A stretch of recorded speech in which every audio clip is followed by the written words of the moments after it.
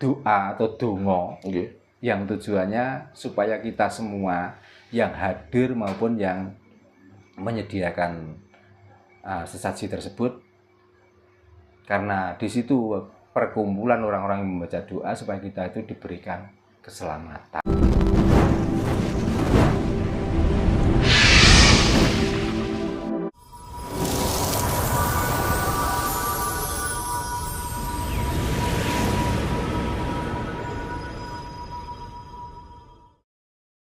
Ketika ada tetangga yang melakukan hajatan gitu dengan bentuk selamatan, itu kan rata-rata orang itu berasumsi dengan tujuan kirim donga gitu loh, atau kirim doa. Nah, maksudnya itu kirim doa itu untuk siapa gitu. Nah, ketika orang berasumsi bahwa doa yang dikirim itu untuk leluhur gitu dan lain sebagainya, apa yang dirasakan ketika orang yang dikirimi doa itu sama orang yang mendoakan, Pak Darno? Monggo bisa diceritakan, Pak Darno. Selamat malam, selamat berjumpa kembali di channel Seroyo Alam. Untuk saudara-saudara kita dimanapun berada, selalu sehat, diberikan rezeki yang lancar, semua keluarga diberikan ketentraman, dan salam rahayu, rahayu sagung dumadi. Rahayu. Menjawab pertanyaan Mas Indra tadi tentang selamatan atau kirim doa. Setiap orang yang mengadakan ritual selamatan, karena selamatan identik dengan sesuatu yang dihidangkan atau disuguhkan, termasuk ada nasi, ada buceng, ada buah-buahan, dan yang lainnya. Itulah bentuk dari ritual bancaan atau yang dimaksud tadi kirim doa, kirim donga. Lalu dengan maksud kirim donga atau kirim doa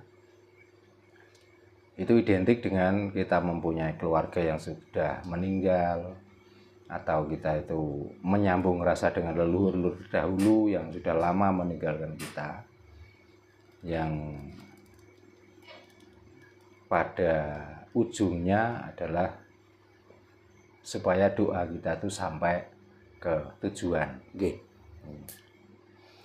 Lalu yang berikutnya, apa yang dirasakan orang yang dikirimi doa dan apa yang dirasakan orang yang mengirim doa? Niku toh pertanyaan.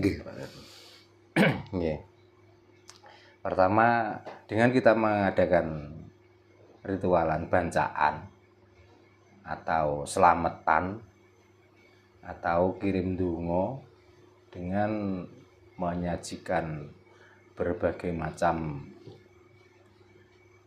sesaji, diantaranya adalah tumpengan, ada yang nasi itu dibuat ini dinamai ini, ada yang nasi diberi warna ini namanya ini dan itu sebenarnya cuman piranti. Piranti itu adalah alat, dan alat itu sesuai dengan makna dari alat itu yang intinya mengingatkan pada kita semua yang masih hidup dan mumpung masih hidup.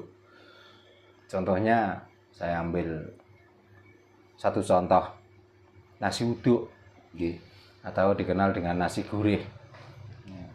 Dengan menyajikan nasi gurih yang di situ dalam bacaannya maupun dalam niatnya itu dikirimkan salah satu orang yang ditokohkan atau orang yang dihormati, dengan harapan supaya kita satu dikabulkan doa kita, yang kedua supaya kita bisa tercapai apa yang kita cita-citakan. Tapi secara simbolis dari nasi uduk adalah karena gurih. Jadi orang itu nggak tentu dengan makan pedas itu enak, nggak tentu dengan makan manis itu enak. Rata-rata orang yang bisa merasakan nikmat dan bisa merasakan tidak memerlukan lauk pauk dan lain sebagainya itu kebanyakan dari nasi yang gurih. Maka kebanyakan orang yang kirim doa pada leluhur itu membuat sesaji itu dari nasi uduk, baik warna kuning maupun warna putih. Supaya apa? Mengingatkan pada kita semua di dalam perjalanan hidup, di dalam perilaku hidup, di dalam menjalani hidup itu sendiri, marilah kita menyontoh dari sesaji yang kita keluarkan. Jadilah perilaku yang gurih, jadilah orang itu yang bisa diterima di mana saja, bukan dengan pangkatnya, bukan karena jabatannya, bukan karena kekayaannya, tapi dengan perilaku baik itulah sehingga setiap perbuatan itu dirasakan oleh orang lain itu walaupun nggak banyak tapi ada manfaatnya, tidak merugikan, tidak seperti sayuran yang lain yang getir, yang pahit dan lain sebagainya, tapi dirasakan setelah adanya orang tersebut, maka dia dalam menyampaikan ucapan juga diterima itu enak, dengan melihat perilakunya juga orang itu tidak membuat keonaran, tidak meninggalkan keburukan. Nah, itulah simbolis dari salah satu sesaji yang dinamakan uduk. Nah, uduk sendiri juga mengandung filosofi ucapan. Uduk dari kata iki, doa atau dongo, yang tujuannya supaya kita semua yang hadir maupun yang menyediakan sesaji tersebut, karena di situ perkumpulan orang-orang yang membaca doa supaya kita itu diberikan keselamatan. Tuh.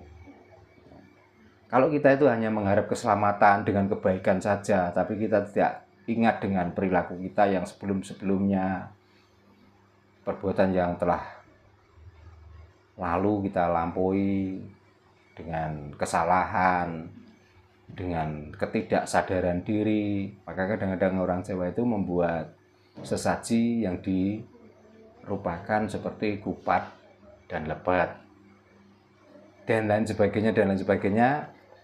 Sebenarnya dari sesaji yang disajikan atau yang dibuat untuk perantara doa, ya orang yang mengirim doa tersebut dengan membuat makanan-makanan yang sebenarnya sumbernya dari beras, namun karena dibentuk macam-macam maka namanya juga macam-macam. Nah, tinggal kita yang membuat itu apakah sudah paham dengan apa yang dibuat itu dan tujuannya. Lalu orang yang diundang itu sudah paham dengan adanya ini, apakah tersentuh hatinya? Oh iya, kalau begitu saya itu masih banyak, kalau basa Jawa kaken luput, kaken dosa. Makanya ada kupat dan lebat. Karena kita itu kadang-kadang dengan kesibukan pekerjaan kita, dengan kesibukan keseharian kita, sehingga kita itu nggak sadar pagi, siang, malam, petang, malam, kita itu sibuk dengan urusan dunia, tapi kita lupa dengan kesehatan kita, sehingga harta tertumpuk, kesehatan kita itu terganggu. Setelah kita sakit, apa yang kita dapatkan? Larinya untuk mengobati badannya sendiri. Nah, itu yang dimaksud dari kupat adalah supaya kita tuh ingat kiblat. Kiblat itu artinya waktu. Jadi kita tuh harus tahu dengan waktu dan harus pandai memanfaatkan waktu, dalam arti bukan karena sekarang masih hidup maka nggak peduli pagi, siang, sore, petang kita kerja terus, enggak. Cara berpikir kita ya karena besok masih ada siang, kalau hari ini nggak selesai ya kita istirahatkan badan kita untuk kita lanjutkan besok, supaya apa? Dua-duanya imbang gitu. Itulah secara simbolis dari yang dimaksud bancaan atau selamatan atau metode untuk mengadakan kirim donga.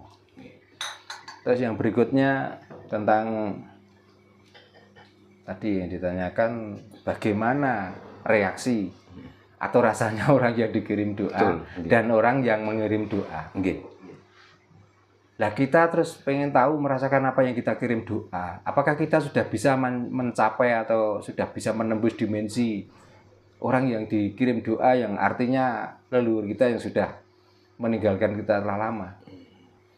Kan itu hanya sebuah cara kita bersyukur atau kita tuh mengingat leluhur-leluhur kita yang masa hidupnya waktu kita kecil kita dirawat sehingga kita besar dibiayai sampai ditinggalkannya dia meninggalkan sesuatu warisan, tanah, rumah dan lain sebagainya kita yang menikmati.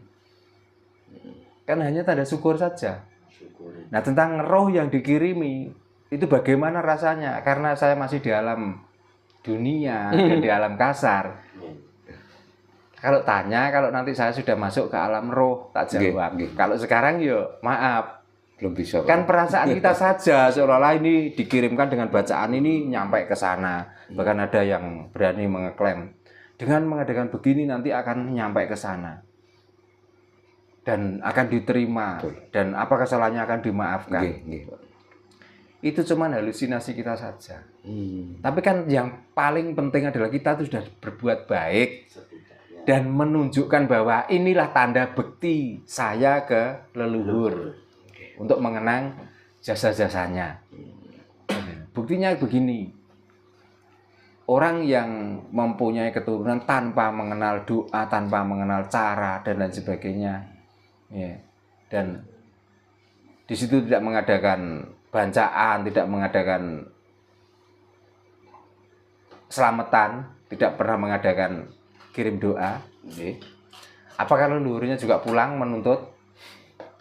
Nyatanya juga enggak toh? Enggak.